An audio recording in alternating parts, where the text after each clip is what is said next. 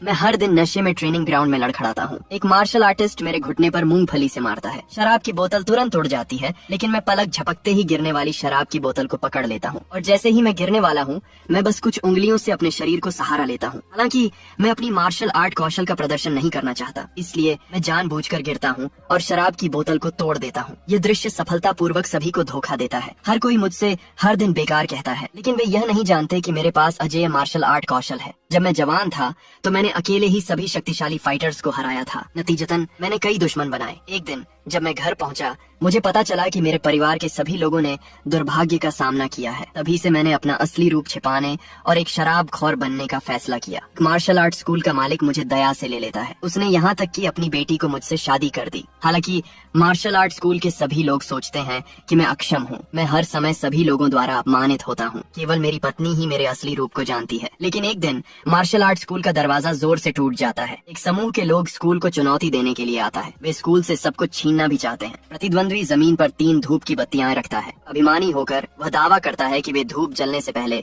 हर किसी को गिरा देंगे। हर कोई बहुत क्रोधित है। मैं देखता हूँ कि एक दीक्षांतविद पहले आगे बढ़ जाता है। हर कोई उसकी बहादुरी के लिए चिल्लाता है और उसका समर्थन करता है। वे दृढ़ता से मानते हैं कि वह जीतेगा, लेकिन मैं अपना सिर हिलाता हूँ और कहता हूँ कि वह जल्द ही हार जाएगा। निश्चित रूप से जैसे ही मैंने सोचा, प्रतिद्वंद्वी केवल थोड़ा सा बल लगाकर उसे तुरंत रिंग से बाहर कर देता है। मार्शल आर्ट स्कूल की गरिमा को बहाल करने के लिए वरिष्ठ दीक्षांतविद रिंग में कदम रखने का फैसला करता है, ताकि प्रतिद्वंद्वी की मार्शल आर्ट का अनुभव किया जा सके। मुझे लगता है कि वरिष्ठ दीक्षांतविद में कई कमियां हैं। जल्द ही प्रतिद्वंद्वी उसकी बांह पकड़कर उसे आगे बढ़ने से रोकता है। उसकी शरीर में दर्द से वरिष्ठ दीक्षांतविद लगातार चिल्लाता है। ठीक उसी समय जब प्रतिद्वंद्वी अंतिम हमला करने वाला है, तो अप्रत्याशित रूप से मेरी पत्नी अचानक आगे बढ़कर अपने भाई को बचाने के लिए दौड़ पड़ती है। लेकिन मेरी पत्नी जानती है कि वह प्रतिद्वंद्वी को बिल्कुल भी हरा नहीं सकती। वह जमीन पर घुटने टेक कर प्रतिद्वंद्वी से अपने भाई को छोड़ने का अनुरोध करती है, लेकिन प्रतिद्वंद्वी उससे मुझसे तलाक लेने की मांग करता है। मेरी पत्नी बिना हिचकिचाए इनकार कर देती है, लेकिन प्रतिद्वंद्वी